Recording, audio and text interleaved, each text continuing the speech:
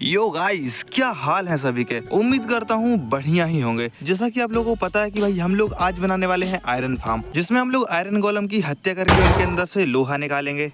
Iron farm बनाने के लिए बेसिक सामान लगने वाला है, जैसे कि स्टोन, 20 फ्लैचिंग टेबल प्लस बेड, एक वाटर बकेट और glass panel and most important villager, जो कि हम लोगों के पास में नहीं है लेकिन किडनैप करके जरूर ला सकते हैं।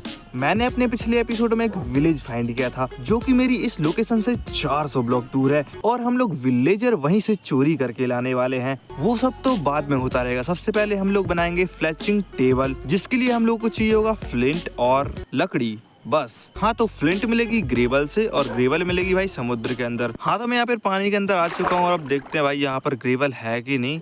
भाई ये देखो ग्रेवल मिल गई है मुझे और फटाफट से इसको कलेक्ट करके चलते हैं ऊपर। हाँ, तो भाई हम लोग को वहाँ से 18 ग्रेवल और 4 फ्लिंट मिल चुकी है और यहाँ पर एक ग्रेवल का टावर बना के इसमें से फ्लिंट निकाल लेता हूँ और उतना सब तोड़ने के बाद मुझे आखिरी में एक फ्लिंट मिलती है बस। गाइज मैं मिलता हूँ आप लोगों को पूरी फ्लिंट निकालने के बाद में। गाइज यहाँ पर 22 फ्लिंट निकल चुकी है और अब बना लेता हूँ मैं फ्लैचिंग टेबल। अबे हाँ भाई, ये तो बस 11 ही बनी है, मुझे लगा एक फ्लिंट से एक बनेगी। यहाँ पर तो 2 फ्लिंट लग रही है। ये देखो भाई ग्रेवल यहाँ पर पड़ी है और मैं इतनी देर से पानी से ग्रेवल निकाले जा रहा हूँ।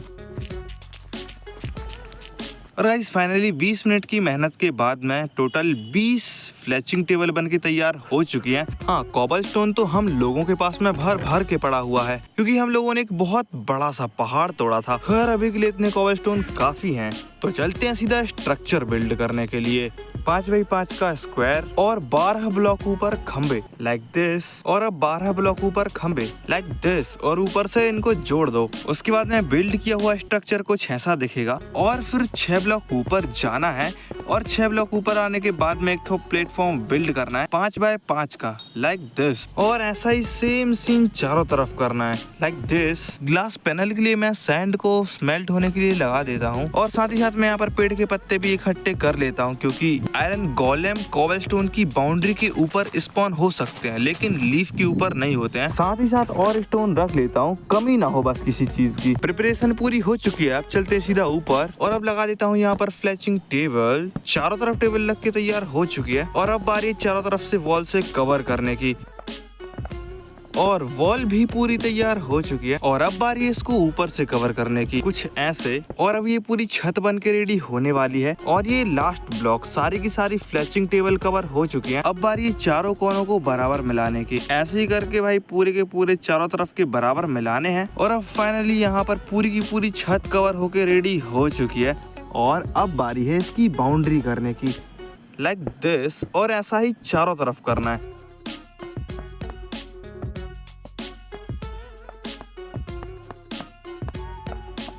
और अब बारी है बाउंड्री के ऊपर लीफ लगाने की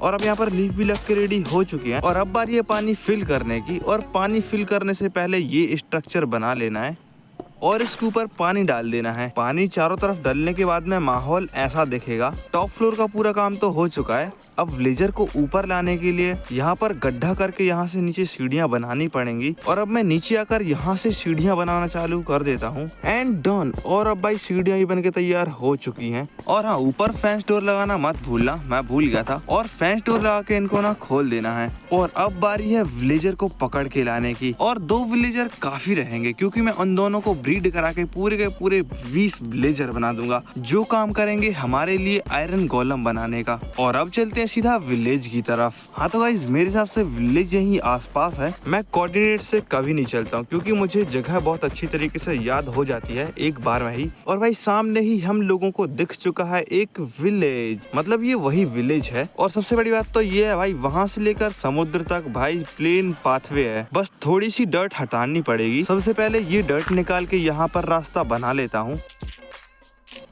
समुद्र और विलेज के रास्ते में ये थोड़ी सी डर्ट आ रही थी तो मैं उसको भी हटा देता हूँ एंड डन गाइस। बहुत कम मेहनत में हमारा रास्ता बन के तैयार हो चुका है। अब बारी है इनकी वर्क बेंच उठाकर ऊपर लगाने की क्योंकि ये अपने आप से चलकर बोट में बैठने वाले हैं नहीं है। हाँ, तो यहाँ पर मैंने कुछ वर्क बेंच लगा दी हैं और यहाँ पर एक विलेजर ऊपर आ चुका है। हालांकि ये क्लेरिक है बट मुझे कोई भी विलेजर चलेगा। और एक वर्क बेंच में यहाँ पर ब्लैक स्मिथ की भी उठा लेता हूँ ताकि और ज्यादा बंदे अट्रैक्ट हो वहाँ पर। और ये वर्क बेंच भी प्लेस कर दी है। क्या बात है सर, आप तो लाइब्रेरियन बन गए हो। एक मिनट देखता हूँ क्या ट्रेड दिया आपने। अबे घटिया इंसान। ये देखो भाई, एक बंदा ब्लैक स्मिथ बन गया यार, कितनी दूर से जा रहा है यहाँ से।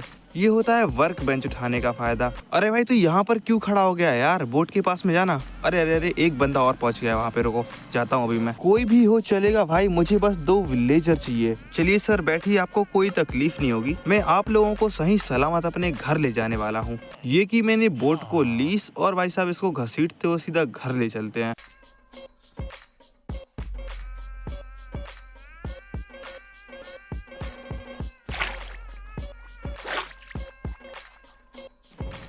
और अब यहाँ से घर जाना बहुत ही ज्यादा आसान है। और फाइनली हम लोग अपने अधूरे फार्म के पास में पहुँच चुके हैं। सबसे पहले इनको अनलीज करता हूँ और इनके लिए बेड की व्यवस्था करता हूँ ताकि ये लोग यहाँ से भाग ना जाएं। यहाँ ऊपर मैंने दोनों बेड लगा दिए हैं। अब बारी है विलेजर को ऊपर चढ़ाने की। भाई समुद्र से यहाँ तक आने में इन दोनों ने मेरा बहुत ही ज्यादा दिमाग खा लिया है। अब इनको ऊपर ढकेल के ऊपर करना पड़ेगा भाई। अबे चल ऊपर, चल साले, चल ऊपर सीधा। खैर इतना काम हो चुका है, दोनों ऊपर सो चुके हैं। और अब मैं इसको यहाँ से बंद कर देता हूँ ताकि ये लोग यहाँ से नीचे ना जा पाएं। वैसे उसी विलेज से मैं हेवेल ले आया था। अब हमको लगने वाले हैं 20 बेड। तो मैं इस भीड़ से एक बाल निकाल लेता हूँ। और कुछ वूल मुझे चेस्ट में मिल गई थी, और फिर भी हमारे पास में वूल कम पड़ गई थी। लेकिन फिर भी मेरे यहाँ पर आधे बेड बन जाते हैं। और फिर यहाँ वहाँ मुझे सीप ढूंढते हुए ये दिखता है। फिर इसको कम्प्लीटली तोड़ने के बाद में मेरे पास में टोटल 25 वूल आ जाती हैं। और यहाँ पर हमारे पूरे बेड बन के तैयार हो चुके हैं। अब बारी इनको प्लेस करने की। हर वर्क बेंच के सामने एक एक बेड लगा देना है। और बेड लगाने के बाद में हमारा काम पूरा हो जाएगा। और अब बारी इन लोगों को ब्रेड देने की। ब्रेड देने के बाद में भाई इन लोगों का काम चालू हो जाएगा। और अब यहाँ पर बस ग्लास लगाना बाकी रह गया है। और पूरे के पूरे ग्लास लगाकर कंप्लीट करने के बाद में इनके बीच वाले गड्ढों को मैं खोल दूंगा, जो कि मैंने पैक कर रखे हैं। और फ्लेचिंग टेबल के साइड से मैं यहाँ पर ग्लास लगा देता हूँ ताकि विलेजर गड्ढे में ना गिरे। बस हमारा काम हो गया। अब बस देर रहेगी विलेजर अपने आप से ब्रीड होके 20 विलेजर कब बनेंगे। जैसे ही 20 विलेजर बनेंगे हमारा आयरन फार्म एक्टिवेट हो जाएगा। और ये देखो भाई, हमारा आयरन फार्म एक्टिवेट हो चुका है यार। अब बस मैं यहाँ से एक ब्लॉक तोड़ के इनको मार के इसके आयरन से हॉपर बनाऊंगा। और हॉपर के ऊपर बोन फायर, और हमारा आयरन फार्म ऑटोमेटिक हो जाएगा। खैर मेरे हिसाब से वीडियो बहुत ज़्यादा लंबी हो चुकी है, तो बस यार अभी के लिए बस इतना ही। वीडियो अच्छी लगी है तो वीडियो को लाइक करो यार, और चैनल को भी सब्सक्राइब कर ही देना।